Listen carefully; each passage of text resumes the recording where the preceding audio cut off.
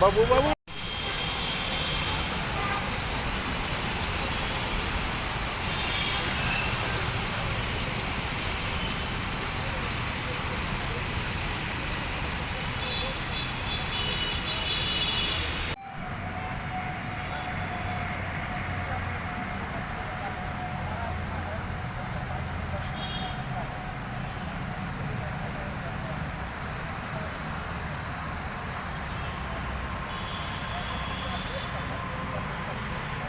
ये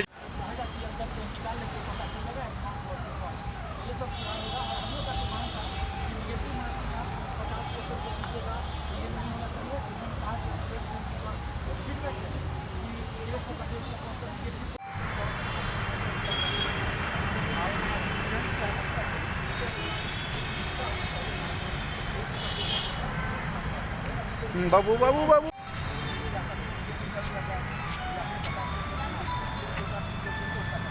सीधा कीजिए थोड़ा सा।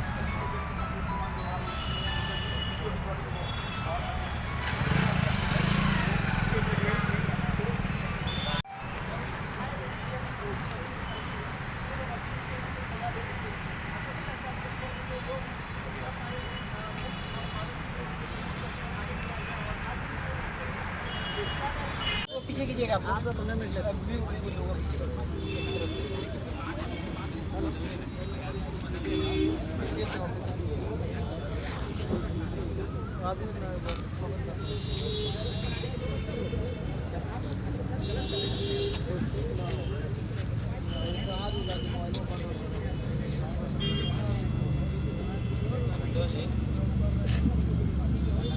आज आप लोगों के क्या कुछ ग्रीवांसेस थे और किन मुद्दों को लेकर आप लोगों ने मुलाकात की है? देखिए, बीपीएससी में कई तरह के सुधारों की बात बीपीएससी के चेयरमैन साहब ने कल कही और उसमें बहुत सारा सुधार है जिसका हम लोग स्वागत करते हैं, लेकिन कुछ सुधार के नाम पे छात्रों को गुमराह किया जा रहा है, छात्रों के साथ अन्याय। जैसे कि 150 क्वेश्चन में से 50 क्वेश्चन उन्होंने कहा कि टफ रहेंगे और वो स्टार मार्क वाले रहेंगे और उसके बाद उसमें अलग से मार्किंग होगा, 2 नंबर का हो सकता है हो और निगेटिव मार्किंग भी रहेगा गलत करने पे।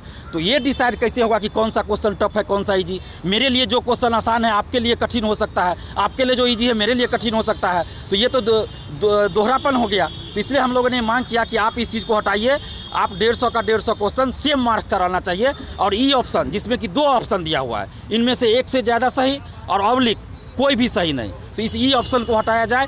मेंस में सभी सब्जेक्ट के साथ एक समान व्यवहार हो और इंटरव्यू की वीडियो रिकॉर्डिंग हो, क्योंकि 56 से 59वीं में रामा किशोर सिंह जो उस समय यहाँ के मेंबर थे, उन्होंने खुलेआम जाति के नाम पे लोगों को टॉर्चर किया। जिसने पैसा नहीं दिया उसको टॉर्चर किया, जो पैसा दिया उसको खुलेआम ज़्यादा मार्क्स दिया।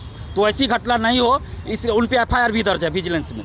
तो इसलिए हम लोगों ने मांग किया कि इंटरव्यू का भी वीडियो रिकॉर्डिंग हो और 68वीं बीपीएससी परीक्षा जो 67वीं मेंस के तुरंत बाद है, 5-6 दिन के बाद ही, तो नहीं कम से कम 20-25 दिन बाद लिया जाए ताकि स्टूडेंट को सहूलियत। तो इन सभी मांगों को हम लोगों ने रखा है, जिस पर अध्यक्ष महोदय ने कहा है कि हम लोग विचार करेंगे और इंटरव्यू में वीडियो रिकॉर्डिंग भी होगी, इस पर भी विचार कर रहे हैं। और स्टूडेंट से भी ये निगेटिव मार्किंग पे जो PT में लाया जाएगा, इस पर विचार हम लोग करेंगे और स्टूडेंट से फीडबैक लेंगे ऑनलाइन। उसके बाद हम लोग सजेशन ये राय लेंगे, उसके बाद उसको लागू करेंगे।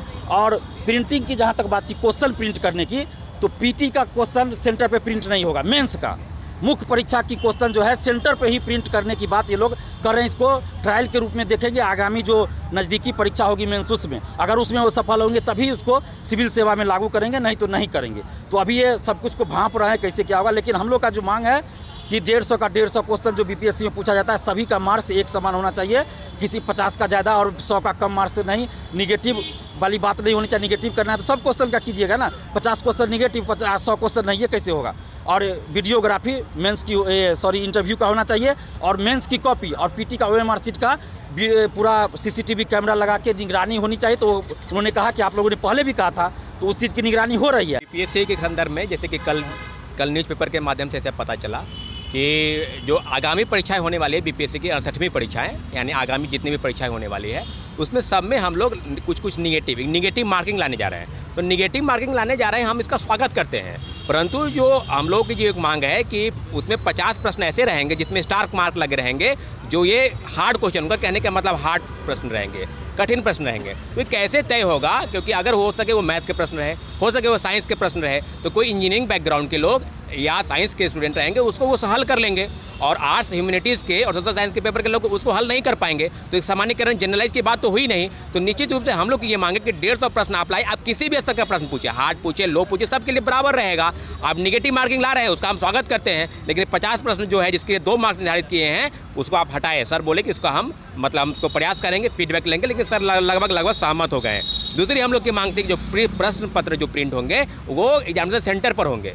मेरा ये कहना था कि सर जब नंबर ऑफ सेंटर जो होते हैं एग्जाम सेंटर लगभग 2000 अप्रॉक्स होते हैं, आप उसको कैसे संभव है कहीं हो सके कोई टेक्निकल फॉल्ट, कहीं जनरेटर कहीं ख़राब हो जाए, कहीं लाइट कट जाए, तो हो सके क्वेश्चन यहाँ से वहाँ चला जाए। सर बोले कि हम पीटी परीक्षा में हम लागू नहीं करेंगे, हम उम्मीद है कि ये मेंस परीक्षा में लागू करेंगे, लिखित जो परीक्षा होती है रिटन उसमें लागू करेंगे, क्योंकि नंबर ऑफ स्टूडेंट उसमें कम रहते हैं और नंबर ऑफ परीक्षा सेंटर उसमें कम रहते हैं। इन सारे मुद्दों पर माननीय अध्यक्ष अतुल प्रसाद जी से सकारात्मक बातचीत हुई है, और इस संदर्भ में उन्होंने जो कहा है कि हम इस छात्रों से फीडबैक लेंगे, आप लोगों की राय लेंगे, अगर उसमें सहमत होते हैं तो ठीक है, अगर वो सहमत नहीं होंगे तो हम लोगों को जो उम्मीद है मुख्यमंत्री जी से मिलेंगे, आदरणीय मंत्री जी से मिलेंगे, अगर फिर भी नहीं होगा तो अंततः समाप्त जो होगा हम लोग प्रोटेस्ट करेंगे, हम लोग आंदोलन करेंगे। जो परसेंटाइल पर ये हम लोग की बात को मनाने के लिए प्रयास किए थे उस पर लागू नहीं करवा पाए थे, उसी प्रकार से हम लोग जो है प्रयास करेंगे कोई बात को रखे। सौरव कुमार, छात्र नेता। किन मुद्दों पर आज बातें? देखिए, बीपीएससी के आगामी जो परीक्षा है उसमें कुछ बदलाव को लेकर अध्यक्ष जी का इंटरव्यू भी सुना था, और आज के प्रिंट मीडिया में जो न्यूज़पेपर में कुछ न्यूज़ छपे थे उसको पढ़ने के बाद आज सुबह हम लोग जो कुछ बीपीएससी अभ्यर्थी और कुछ छात्र नेता वगैरह थे उन सब के साथ अध्यक्ष महोदय से मिलने का प्लान बनाए और आए। आज सारी समस्याओं को बजाबता लिखित में हमने उन्हें दिया, और देने के बाद वो बीपीएससी अभ्यर्थी के हित में सकारात्मक भरोसा दिए हैं कि जो भी उनके हित में कार्य होंगे वही बीपीएससी की तरफ से लागू किया जाएगा, चाहे वो फीडबैक लेकर किया जाए, चाहे वो फॉर्म भरवाने के टाइम में ऑनलाइन जो फॉर्म फिल होता है उस टाइम में स्टूडेंट से बाकायदा फीडबैक ले लिया जाए हर मुद्दे पे। वो सारे मुद्दे को देखते हुए जो भी निर्णय होंगे छात्र हित में लिया जाएगा, ऐसा अध्यक्ष महोदय से आश्वासन हम लोगों को मिला है। और हमें लगता है अगर नहीं छात्र हित में उनका डिसीजन होता है तो फिर हम लोग सड़क पे उतरेंगे और फिर इन सारे मुद्दों को लेकर आंदोलन करेंगे। शेष बात हमारे जो मित्र हैं, साथी हैं, मैं मनीष कुमार हूँ, ये सौरभ भाई बताएंगे। सौरभ भाई डिटेल में आपको सारी जानकारी। आज हम लोग की जो ये मेन मुद्दा थी, जो कल जो स्टेटमेंट अतुल प्रसाद जी दिए थे, इसमें क्या ये बोले थे कि जैसे बीपीएससी एग्ज़ाम जो है 150 मार्क्स की होती थी, तो ये क्या है कि पहले नंबर और जो मार्क्स होते थे समान होते थे, लेकिन अभी प्रेजेंट में ये क्या कल जो स्टेटमेंट दिए हैं इनका बोलना था कि 150 क्वेश्चन होंगे, लेकिन इसमें 100 क्वेश्चन होंगे जो समान रहेंगे, और 150 क्वेश्चन में जो है स्टार मार्क्स रहेंगे, जो उसमें निगेटिव मार्किंग रहेंगे। आपके चैनल से मैं ये आपको बताना मैं चाह रही हूँ कि वो अतुल प्रसाद जी ये कैसे निर्धारित करेंगे कि किस बच्चे के लिए कौन से क्वेश्चन जो है कठिन है और कौन से क्वेश्चन आसान है। यूपीएससी की भी एग्ज़ाम होती है, उसमें भी आसान क्वेश्चन रहते हैं, मॉडरेट क्वेश्चन रहते हैं और कठिन क्वेश्चन रहते हैं। तो इसके लिए हम लोगों ने पक्ष रखा, वो जहाँ तक हो सके वो 150 क्वेश्चन है तो 150 क्वेश्चन पे वो निगेटिव मार्किंग रखे, लेकिन क्वेश्चन जो है समान होना चाहिए। इसका नाम ही है समान अध्ययन, यानी समान अध्ययन का मतलब होता है कि हर क्वेश्चन समान होना चाहिए। जहाँ तक निगेटिव की बात रही तो वो निगेटिव लागू कर सकते हैं। आप मान लीजिए कि किसी बच्चे का बायो सेक्टर या साइंस सेक्टर स्ट्रॉन्ग होता है, किसी बच्चे का क्या है कि आर्ट सब्जेक्ट स्ट्रॉन्ग होता है, तो आप कैसे डिसीजन करते हैं? कोई बच्चे जो है आर्ट सब्जेक्ट अच्छा बना लेते हैं, कोई साइंस सब्जेक्ट अच्छा बना लेते हैं। तो ये बोले कि मैं इस पर जो है फीडबैक लूँगा, जो भी है मैं इस पर फीडबैक लूँगा, और उसके बाद स्टूडेंट से जो भी स्टूडेंट्स है मैं उससे फीडबैक लूँगा। फिर उसके बाद हम लोगों ने ये बीपीएससी मेंस के एग्ज़ाम के बारे में हम लोगों ने जिक्र किया कि क्या है कि अभी फ़िलहाल देखा जा रहा है कि मैथ्स का ज़्यादा रिजल्ट हो रहा है, जो आर्ट्स सब्जेक्ट है उसकी रिजल्ट कम होती जा रही है। तो इसको जो है समान आधार मानकर सभी सब्जेक्ट से आपको बराबर मतलब रिजल्ट देना है, इसको भी हम लोगों ने इसको रखा। दूसरी बात ये आपको एक दो और चीज़ हम लोगों ने रखा वीडियो रिकॉर्डिंग के बारे में, कि जो इंटरव्यू में जो आपको धांधली हो रही है, तो इस धांधली के संबंध में हम लोगों ने बोला कि ये आप वीडियो रिकॉर्डिंग आपको जारी करें। यदि अतुल प्रसाद जी ऐसा नहीं करते हैं तो फिर हम लोग जहाँ तक होगा हम लोग छात्र के हित में सोचेंगे, और अगर ये नहीं करते हैं तो फिर हम लोग आंदोलन जारी रखेंगे। और आज की स्टेटमेंट है कि मुख्यमंत्री जी बोले हैं कि हम बेरोजगारी को मिटाएंगे, जितना हो सके युवा को मैं रोजगार दूंगा और रहेगा, तो इसलिए स्ट्रांग रूम से कोई बाहर कॉपी नहीं ले जा पाएगा। तो इन सब बातों को उन्होंने सुना है और कहा है कि हम छात्रों से भी ऑनलाइन राय ले लेंगे, उसके बाद इसको आगे लागू करेंगे। कितना लग रहा है कि आपको सही हो पाएगा, क्योंकि पिछले बार भी जो हुआ उसके कई कर्मचारी अभी भी इस जगह। देखिए, यही सवाल सबसे बड़ा है कि जो पेपर लीक में संलिप्त थे, 56 से 59वीं में 64वीं में धांधली में संलिप्त थे, वो स्टाफ, वो अधिकारी तो यहीं मौजूद है, उनका तो प्रमोशन कर दिया गया है। अमरिंदर कुमार परीक्षा नियंत्रक, हम तो खुलेआम बोल रहे हैं, परीक्षा नियंत्रक RCP सिंह का आदमी है और उनको नीतीश कुमार जी ने प्रमोट कर दिया IAS में। उसके बाद यहाँ के सचिव से इस्तीफा लेकर इनको सचिव बनाया गया और परीक्षा नियंत्रक भी है। तो फिर संदेह तो होता है। अध्यक्ष महोदय पे हम भरोसा कर सकते हैं, जो इनका अभी तक का कार्यकलाप हम देख रहे हैं, तो इन पे हम भरोसा कर सकते हैं, लेकिन बाकी लोग पे हम कैसे भरोसा करें, परीक्षा नियंत्रक पे कैसे भरोसा करें। तो शक तो वही होता है कि जो पुराने लोग हैं, यानी कि नई बोतल में पुरानी शराब वाली बात हो जाती है।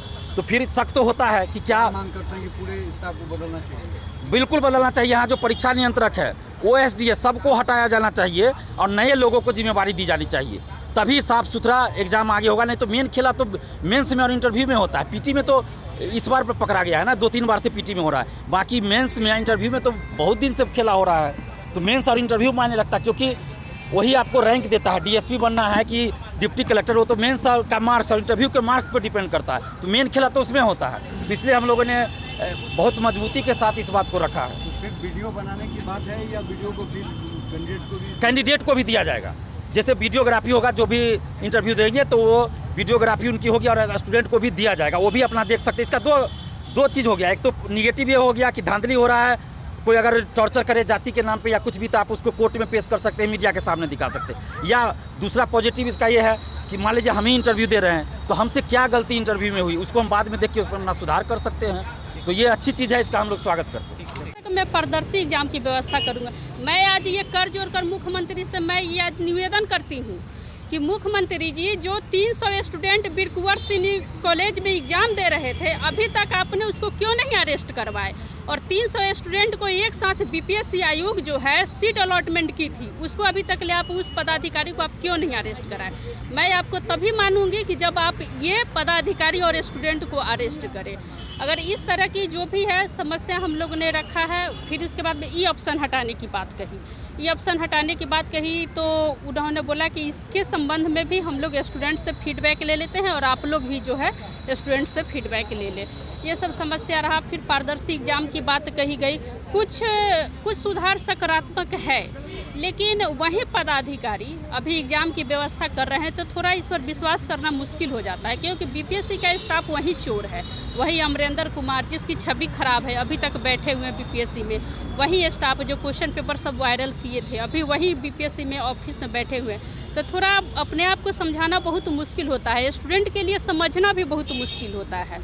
तो ये सब चीज़ को कम से कम मुख्यमंत्री जी को ध्यान देना चाहिए और ये समझना चाहिए। इस सब मुद्दे को हम लोगों ने रखा आपको। मेरा नाम है अर्चना कुमारी, मैं प्रॉपर सारण डिस्ट्रिक्ट की रहने वाली हूँ और फिलहाल मैं BPSC की तैयारी करती हूँ।